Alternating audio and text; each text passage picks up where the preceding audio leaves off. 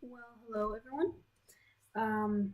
This is the first video for biology, and we're going to start with one of the early chapters in our biology book.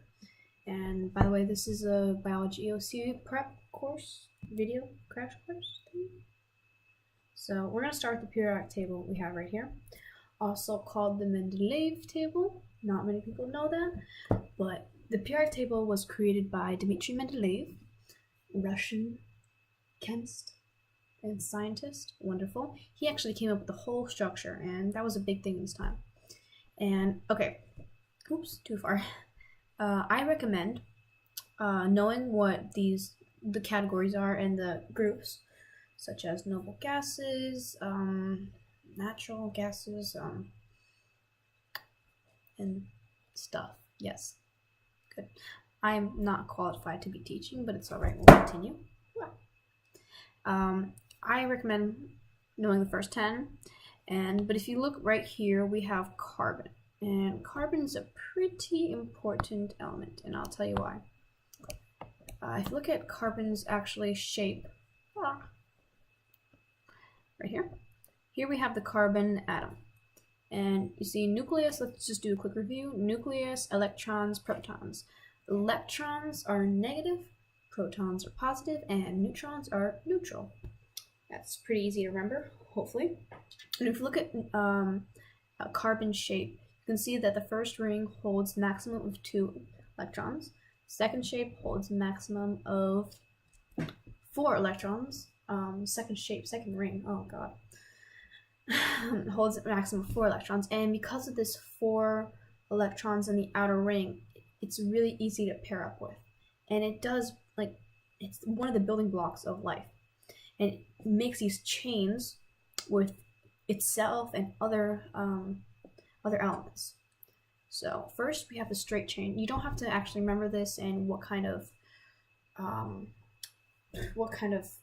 molecules it makes. Just remember the base diagram of it. All right, so you see we kind of have an arrow and maybe hydrogen also bonding with the carbon, and then here we have the branch chain. You see it kind of branches off. Also, and here we have the ring chain, which is pretty self-explanatory, as it makes this wonderful ring shape. And also, quick review. Reminder, first letter of element is capitalized, and if it has a second letter, it's not capitalized. For example, this is tin. This is sulfur. This is sulfur, and this is nitrogen. So beware if you ever have to write anything or say what elements they are, or anything like that. Also, this little number, I'm pretty sure you know what that means. It's how much of this element we have. Also, these double lines. Single line means 1 bond, double line means double bond. All right, moving on. All right, so if you look down, most of the time they kind of create these chains, right? And many small molecules is a monomer. You know, mono means 1, poly means many, polygon, many gons, I guess. Okay, so we have these little monomers, and they kind of form together to make a polymer. All right, moving on. Just remember that. Computer. Okay, let's start with the organic compounds. We have 4, and we're not going to be talking about this, at least not yet. Carbohydrates, lipids, proteins, and nucleic acids. Let's start with carbohydrates. Also, if you look, you have mono again. Mono means 1. Di means 2. Poly means many. All right, let's look at what carbohydrates do in this wonderful table. All right, carbohydrates. Let's do a word breakdown. Carbo, well, that kind of sounds like carbon. Hydro, well, that kind of sounds like hydrogen. And 8, well, that's just another fancy term for oxygen. Not really a term, but like an ending. See, carbon, hydrogen, and oxygen. All right, examples of these are sugar, starch, cellulose. Most of the time, sugars, if you remember, they usually end in "-os." glucose, fructose, what else do we have? Wow, can't think of any sugars. Glucose, fructose, sucrose, anything that ends in ose is pretty much a sugar. So I'd remember that. Example, we just did that. Function, supply energy for cell processes, form plant structures, short-term energy storage. Right? We went over monosaccharides, 1. Disaccharides are made of 2 monosaccharides, and polysaccharides are made monosaccharides.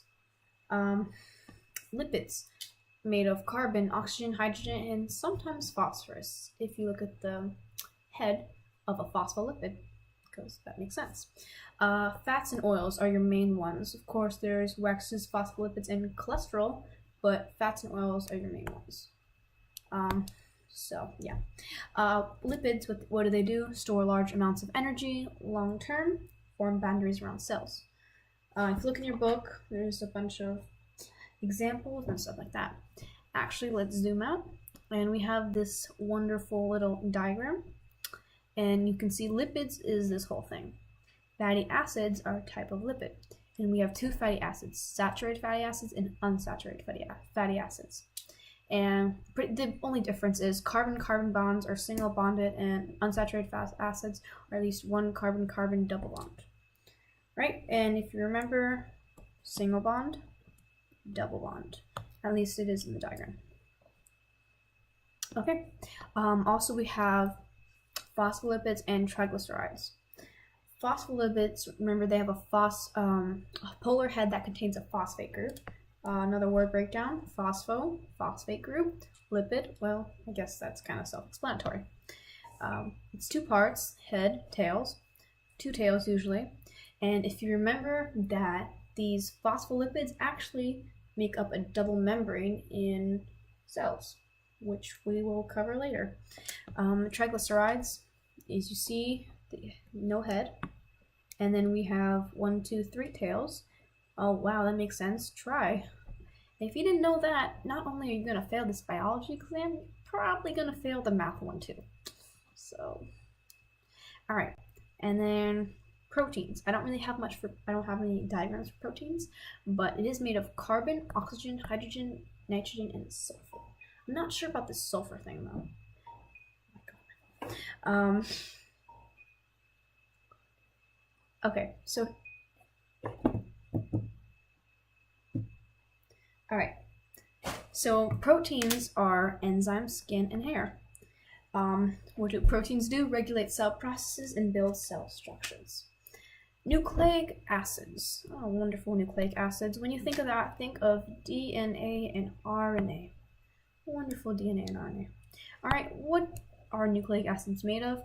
Carbon, oxygen, hydrogen, nitrogen, and phosphorus. And if you remember from Amoeba Sisters, Cho, Cho, Chon, Chomp. C is carbon, not cookie. H is for hydrogen, O is for oxygen, N is nitrogen, and P is phosphorus. And we look at the structure of nucleic acids, and we see DNA, deoxyribonucleic acid, and ribonucleic acid, or RNA. Nucleic acids are composed of sugar, phosphate group, and nitrogen-containing molecule. Right, so here we have the structure of DNA, RNA. We'll probably go over the bases and how they pair in a later video. Just remember that nucleic acids carry hereditary information and used to make proteins. Remember, they're like the cookbook of the body, I guess you could say that. Yeah, and I think that's it. So yeah, if there's any questions, maybe look back through the video or comment below. Anything wrong, I'm not a genius. Just comment below and we'll fix it. Alright, I think that's it. Alright, thank you so much for watching. Good luck.